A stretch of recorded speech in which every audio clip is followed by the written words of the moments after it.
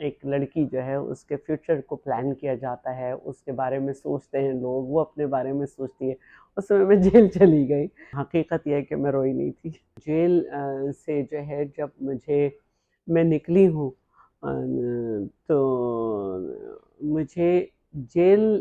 کے گیٹ سے دوبارہ اریسٹ کر لیا گیا۔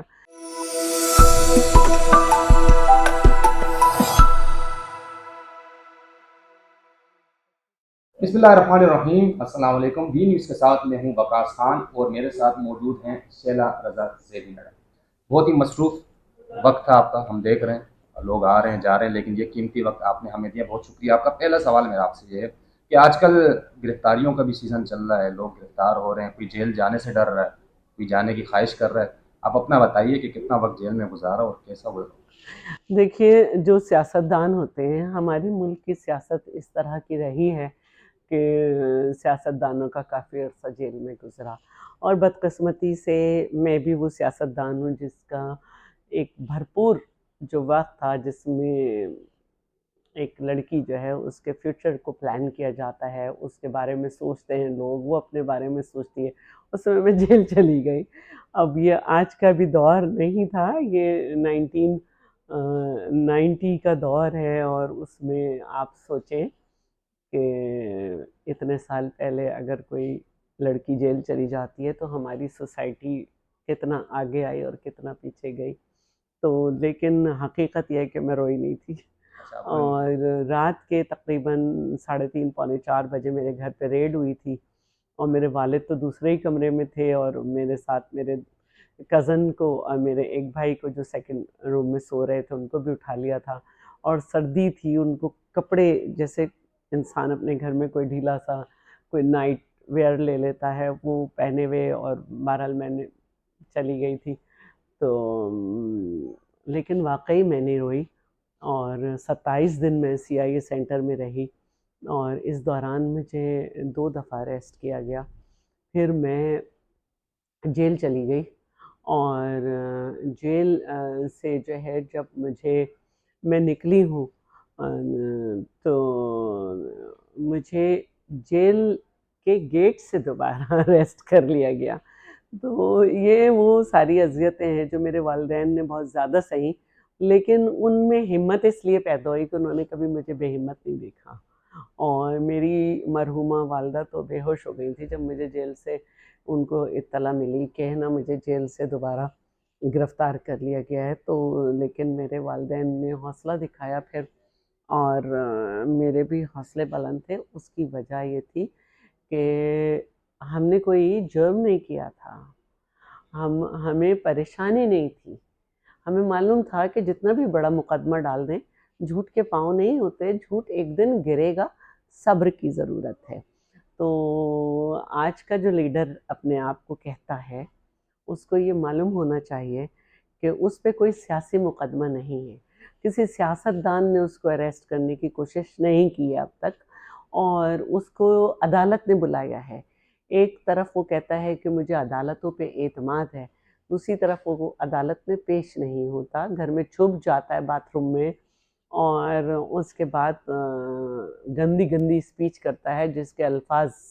انتہائی ناقابل سماعت تھے۔ تو میں یہ سمجھتی ہوں کہ اس کے اپنے جو بھاشن ہیں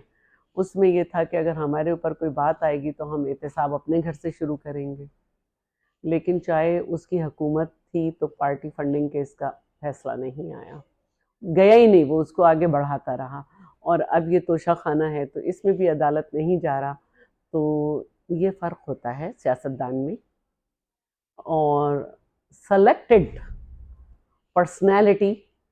فار پالیٹکس، یعنی سیاست کے لیے کسی شخصیت کو سلیکٹ کیا جائے اس میں، اور سیاستدان میں۔ تو میڈم یہ بتائیے کہ گرفتاری کی وجہ کیا تھی جب آپ کو گرفتار کیا گیا، اور کتنا عرصہ آپ نے جیل میں گزارا؟ میں ماسٹرز فائنل میں تھی، اور میرے اوپر ڈبل مرڈر کیس ڈالا گیا ایک، اور ایک جو ہے وہ ویپن سپلائی کا ڈالا گیا۔ تو یہ وہ کیسز تھے جو مجھ پہ ڈالے گئے، اور الحمدللہ میں نے فیس کیا، اور 3 سال تک فیس کیا جیل میں۔ 27 دن تو میں سی آئی اے سینٹر میں رہی، اور اس کے بعد تقریباً 4 مہینے میں جیل میں رہی، 4 ساڑھے 4۔ جیل لوگ جاتے ہیں، کوئی بھکاری بن جاتا ہے، کوئی کیا بن کے نکل آتا ہے۔ آپ کے بارے میں سنا ہے کہ آپ نے ایم اے کی ڈگری جو حاصل کی ہے، اس کی تیاری آپ نے جیل سے، امتحانات جیل سے دیے، جی تو میرا یہ کیا سلسلہ کیا رہا؟ اچھا دیکھیں، ماسٹرز فائنل تھا نا میرا، تو میرا ماسٹرز جو ہے وہ فزیولوجی میں ہے، اور فزیولوجی جو ہے وہ بایولوجیکل سبجیکٹ ہے، اور اس کو آپ پرائیویٹ نہیں کر سکتے۔ تو میری ڈویژن سیکنڈ ہو گئی، کیونکہ میں نے نہ پریکٹیکل دیے اور نہ ہی وہاں سے، تو 3 پیپر جو میں نے دیے، وہ پیپر جس دن ہو جاتا تھا اس کے سیکنڈ ڈے میرے پاس آتا تھا، یا اس کی دوپہر میں میرے پاس آتا تھا، تو میری ادھر ایبسنٹ لگتی تھی۔ اور بہرحال اللہ کا شکر ہے کہ وہ پاس ہو گئے، سیکنڈ ڈویژن بنی میری، لیکن میرا ماسٹرز ہو گیا، اور میں تو صرف اسٹوڈنٹ پالیٹکس کر رہی تھی۔ شاید ایک عام لڑکی کی طرح میری اس کے بعد شادی ہو جاتی، یا میں کوئی ٹیچنگ ویچنگ کی جاب کر لیتی، لیکن میں سیاستدان بن گئی۔ اچھا، یہ آپ کے بارے میں یہ بھی ہم نے پڑھا کہ آپ کی اور آصف علی زرداری صاحب کی جب پیشی ہوتی تھی تو آپ کی اکثر وہاں ملاقاتیں آپ دیکھتی تھی، وہ کوئی دلچسپ کوئی ایسا کوئی واقعہ آپ کو یاد ہو؟ مجھے فخر ہے کہ میں آج بھی ان کی ایک بیٹی کی حیثیت رکھتی ہوں، اور وہ مجھ پہ ایک والد کی طرح شفقت رکھتے ہیں۔ اور ایک تو لڑکے تھے، اور خواتین میں صرف میں تھی اور ایک اور خاتون تھی، تو میرا سب کو ایجوکیشنل ریکارڈ بھی معلوم تھا، میری یہ صلاحیتیں بھی معلوم تھیں کہ میں ڈیبیٹر رہ چکی ہوں آل پاکستان۔ تو مجھے دیکھ کے سب پارٹی کے لوگ جو ہے نا، وہ مجھے شاباش دیا کرتے تھے۔ تو کیونکہ میرے ماسٹرز کے ایگزام یہ سیمسٹر ہو رہا تھا، تو میں نے جیل میں درخواست لگا رکھی تھی کہ جی مجھے ایک سیپریٹ روم دے دیا جائے، کیونکہ میرے ساتھ 8-10 خواتین ہیں ایک ہی بڑے روم میں، اس میں ایک بچی بھی ہے، تو میرے لیے یہ بڑا مشکل ہے کہ میں اسٹڈی اپنی کنٹینیو کروں۔ تو میں نے جب ان سے بھی بات کی تو کہنے لگے بیٹا مل جائے گی، پریشان نہیں ہو، تم تو ایک بڑے روم میں ہو، میں کھولی میں ہوں۔ پھر مجھے روم کے نام پہ ایک کھولی مل گئی اور اس میں ایک بچی تھی، وہ کسی کیس میں آئی ہوئی تھی،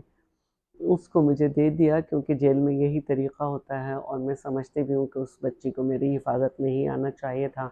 میں نے ضیاء احمد عوان کو لائر کر کے دیا اس کا، اور اس کا کیس کروایا سارا وہیں سے۔ تو الحمدللہ انسان بہادر ہو تو سب کام ہو جاتا ہے۔ اچھا میڈم، آپ کا کراچی سے بہت گہرا تعلق ہے، تو کراچی کے حوالے سے سوال کروں گا کہ کراچی میں کیا آپ کو کیا لگتا ہے پیپلز پارٹی ڈیلیور کر پائی ہے یا کہیں کمی کوتاہیاں ہیں؟ میں تو سمجھتی ہوں کہ پاکستان پیپلز پارٹی نے جتنا ڈیلیور کیا ہے اس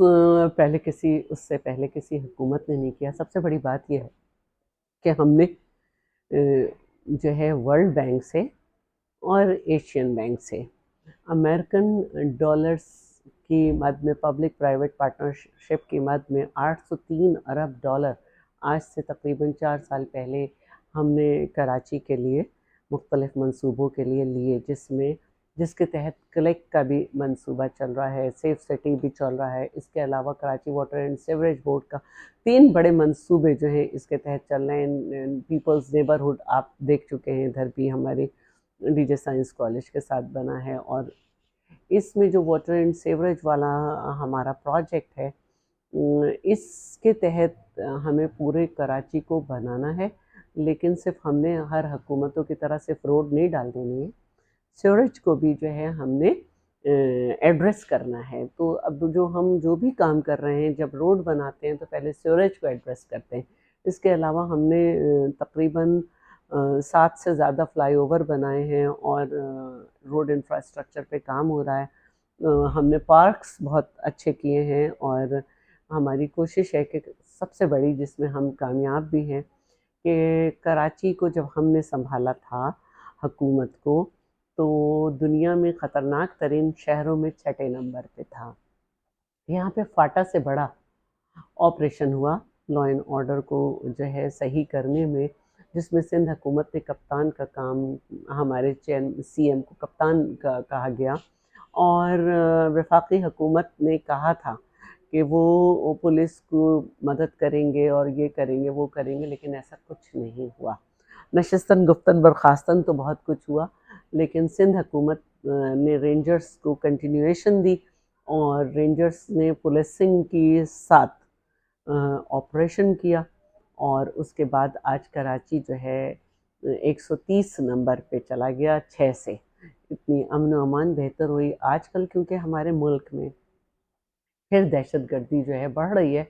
تو کراچی کو ریونیو جنریٹ کرنے کے لیے استعمال کیا جاتا ہے، تو اس پر بھی حکومت مستقل بات کر رہی ہے۔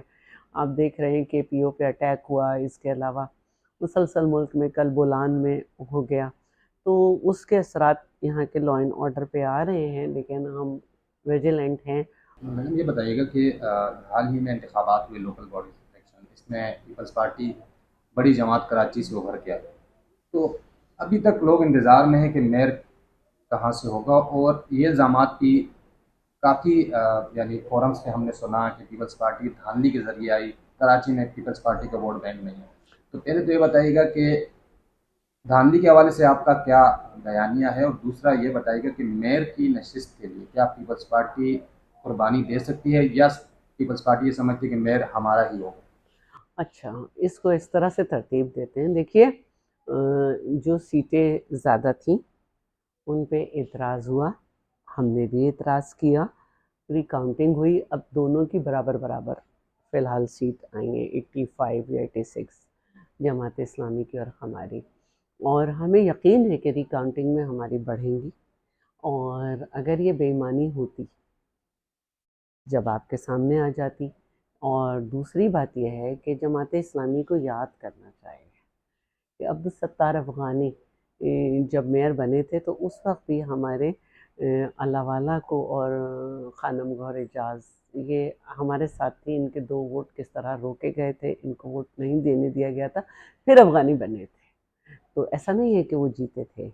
اور جہاں بات ہے نعمت اللہ خان صاحب کی، تو نعمت اللہ خان صاحب کی میں بہت عزت کرتی ہوں، انہوں نے کہا تھا کہ ہم نے جو کام کیا، یہ محترمہ بے نظیر بھٹو نے ورلڈ بینک اور ایشین بینک سے کراچی 2020 بنایا تھا، ہم نے اس کے اکارڈنگ کام کیا ہے، اور آنے والے لوگ بھی اس پہ کام کریں گے۔ کراچی تو کبھی پیپلز پارٹی کے پاس رہا ہی نہیں، اور رہنے نہیں دیا گیا، جیسے میں نے عبدالستار افغانی پہ بھی بتایا، 10 سال جماعت کے پاس اور 30 سال سے زیادہ ایم کیو ایم کے پاس رہا ہے۔ کوئی مجھے ایک دونوں کے زمانے میں ماڈل یو سی بتا دیں۔ کے ایم سی کے سکولز کے حال دیکھ لیں، کے ایم سی کے ہاسپٹل کے حال دیکھ لیں، کہ سوبھراج سب سے بڑا ہاسپٹل 1 بجے بند ہو جاتا تھا۔ تو ان لوگوں کو زبان کھولنی آتی ہے، لیکن دیکھیں کہ جماعت کے اپنے زمانے میں کراچی کو جس طرح سے کمرشلائز کیا گیا، نسلا ٹاور توڑا گیا، آج کراچی کے سیوریج کا جو تباہ حال ہے، اس کی وجہ یہی ہے کہ کراچی میں ہائی رائز بلڈنگز کمرشلائز کر دی گئیں، اور یہ ہائی رائز بلڈنگ بہت زیادہ دی گئیں اور کمرشلائز کیا گیا، جس کی وجہ سے کراچی کا سیوریج سسٹم نہیں برداشت کر پا رہا۔ کراچی کو 1965 سے لے کر 2 ہی پانی کی لائنیں پانی سپلائی کر رہی تھیں، تیسری لائن محترمہ بے نظیر بھٹو نے تھی، چوتھی آج تک کسی نے نہیں۔ تو یہ المیہ ہے کراچی کا کہ لوگوں نے اس کو اون کیا تعصب کی بنیاد پر، اور لوگوں نے اسے اون کیا مذہب کے نام پر، لیکن صرف ڈھونگ رچایا کہ اون کیا، کراچی کو دیا کچھ۔